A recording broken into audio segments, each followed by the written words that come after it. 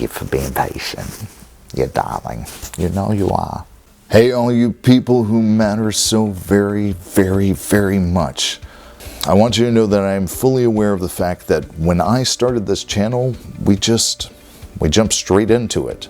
No statement of what could help is, no epic origin story, although there is a pretty epic origin story. No, we just went for it and got started. Today we go back to the beginning.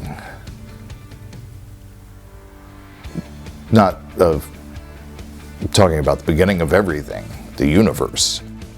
Cheap fake out, yeah, but we've got something so much more important to discuss. Trust me, this one is a doozy. This is one of the big ones. When I said the big ones are coming, this is one of the big ones. It's a doozy! Anyways, there are two main beliefs out there on how all of this, the universe, got started. I'd say there were three schools of thought, but I've already addressed on why chaos model is so unlikely that it's statistically unviable and discardable from the deck. So let's go with the first one chronologically. There are several major religions, including a large segment of the Native American traditions out there that believe that in the beginning there was nothing and there was a creator, and that creator created the universe and everything in it. That in the beginning there was a god or the god, and there was nothing, and then there was everything else after that. That definitely is one way to explain it. You know, I get it. The second one is a belief held by more scientifically minded people, which is in the 1910s, Einstein's theory of general relativity checked a lot of boxes when it came to plugging it into the current theories at the time, but in no way did it allow for a static universe, or a universe that isn't expanding or collapsing. Einstein actually considered that his theory of general relativity might actually be wrong because of this incompatibility, and he even created this physics workaround that would allow for a universe that remained unexpanding or static. He called it the stabilizing cosmological constant, I think. At any rate, a lot of people had, proposed that the universe was expanding prior to this, but this was the first time we were getting real, empirical data on it, I guess. Real evidence was starting to come in. There are so many people that were involved in the Big Bang Theory prior to Albert Einstein, and I wish I could walk you through all of them and their contributions, but I can't. So, some quick honorary mentions, though, for the people that came after.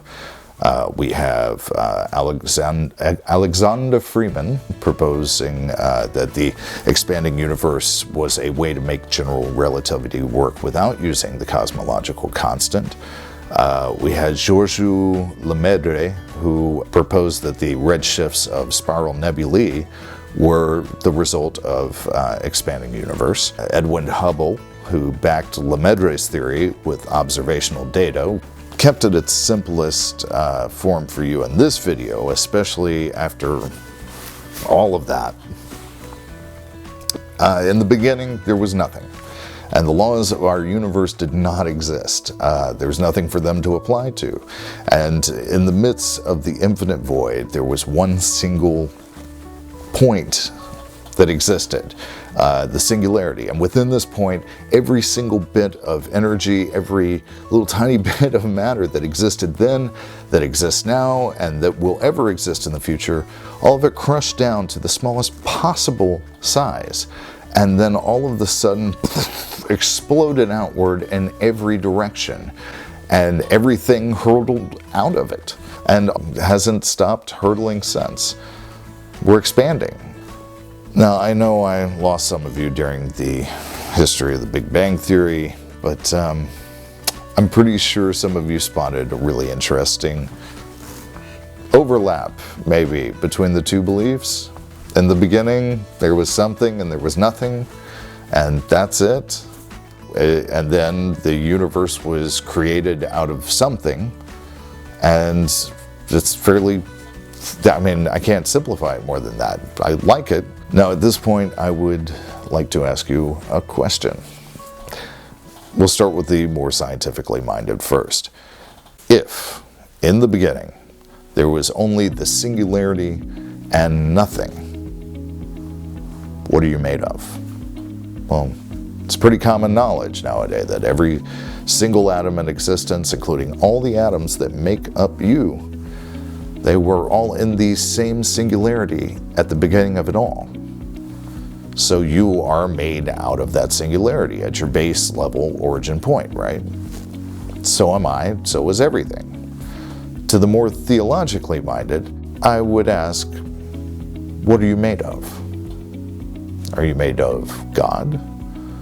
Or are you made of nothing? Well, it makes infinitely more sense that you would be made of God, right? Especially if you consider the first physical law of the universe. Energy cannot be created nor destroyed, just converted from one state or form to another. If we swap singularity for God, it neatly fits into what you probably believed anyway. So, try it out.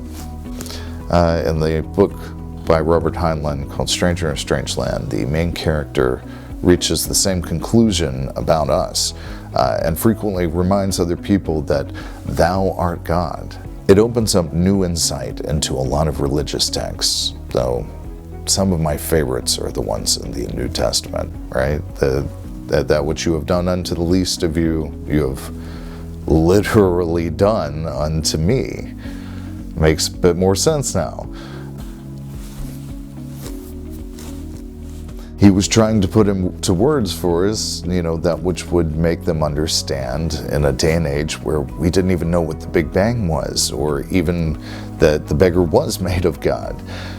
My personal favorite discovery of this new angle of the text is hidden in a seemingly tiny, but ultimately huge mistranslation of the text. It's the book of Matthew. If you thought we were done with the big truth bomb I mentioned before, you're wrong. Here it is. Buckle up. Right.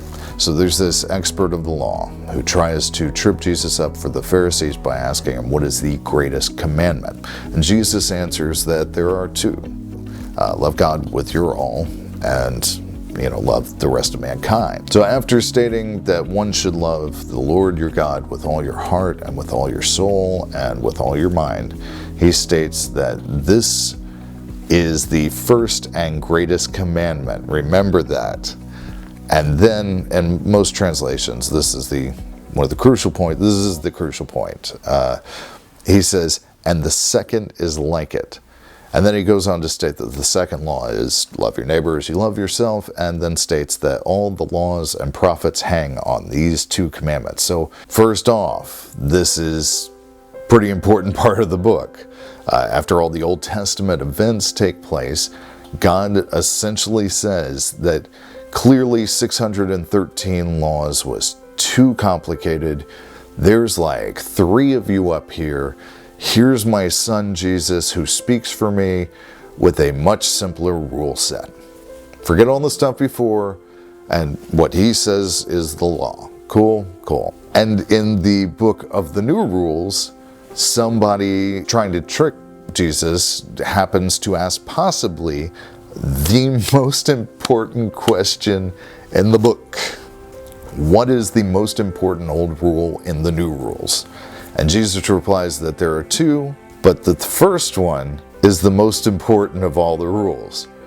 Well, why didn't he say the loving God rule? But if you're curious what the second most important rule is, no. In fact, he makes a point of saying that the second one is similar, like unto the first, when they would seem to be wholly different concepts. I mean, right? So I began to dig. I went back to the source. Luckily, we live in a day and age where that kind of research does not require a trip across the globe. The original transcripts of the book of Matthew in its original form, as far as we've discovered anyways, are available online. And as far as we've been able to tell, it was originally written in Greek.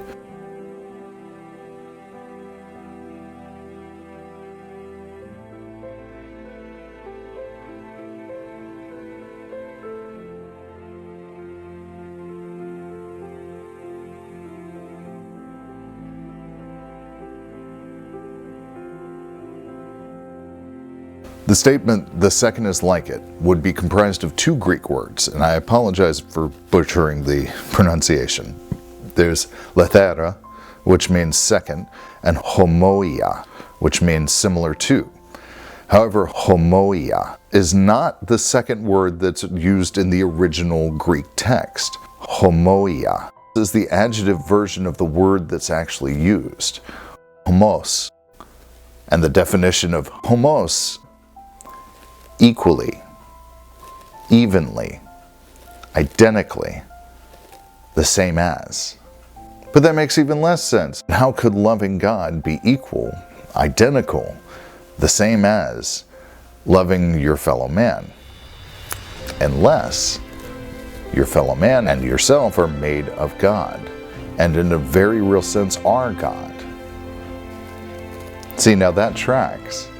And that's also how Jesus' answer, makes sense. Being two laws that are most important, and the first one being called the greatest commandment, loving all the rest of them here is equal, identical, the same as loving God, because they are God. The air that you breathe and the world you inhabit and the people that populate it are God, and so is the sun that lights your days and the stars that light your nights. Anything that you do to someone else, you do to him, including loving them. They are the same commandment, they're just worded differently, and therefore both are the greatest commandment. It's really no wonder that the golden rule appears in nearly every major religion. So yeah, on the next episode, I'm going to go over some ways that we're not like God at all, but the one way that's really important that we are. And the breaking laugh is getting a lot closer, so until then, I'm Will Help, and I'm pretty certain this episode you just watched could help. So let's hear it in the comments. Show a little love with a like or even a share, which is actually better. And subscribe if you think this stuff could help. And I will see you in the next one. Goodbye, you wonderful people who matter so much.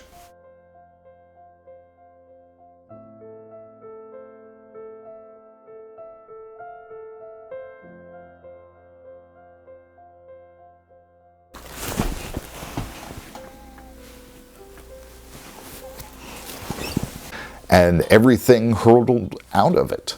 And hurled. No. No. Hey, stop. Here. No. I'll beat you up, punk. Here. Find a way. There's a lot of words. All right. Shh. Quiet, bud. Be quiet, okay? Quiet. Okay. I guess you're in an episode again. Edit. I need you quiet. Put it in. Put it in. Quiet. Okay? Good boy. All right. Say hi to the big one. Okay.